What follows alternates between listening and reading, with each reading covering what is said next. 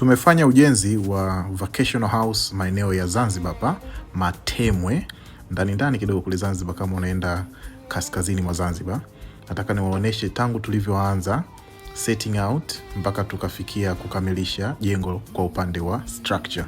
Kwa hiyo hapa tulikuwa tunaweka nyumba ya wataalamu kukaa, alafu tukawa tumefikia, nimekimbia kweli hapo, tushajenga foundation, tukajenga na walls kwa ajili ya first floor au tunaweza tukaita ground floor, alafu tukaweka slab sasa kwa ajili ya kubeba ile first floor, tukafanya casting kwa kutumia zege, alafu tukaendelea na walling kwa ajili ya kubeba slabu ya second floor.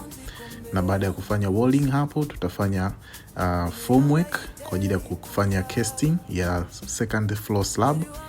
Baada ya hapo tutakesti tena kwa kutumia zege, na baada ya hapo tutakuwa tumekamilisha residential site au upande wa structure. Huku juu sasa ni entertainment zone ambapo tutakuwa na sauna na sehemu za mazoezi, outdoor living na vitu kama hivyo. Kwa hapo tumekamilisha sasa hiyo third rooftop floor pamoja na kuifunika na bati. Structure imekamilika kwa ujenzi makini safi kabisa kutoka Swahili Units. Wetu cheki popote pale Zanzibar, mainland, tunakuja.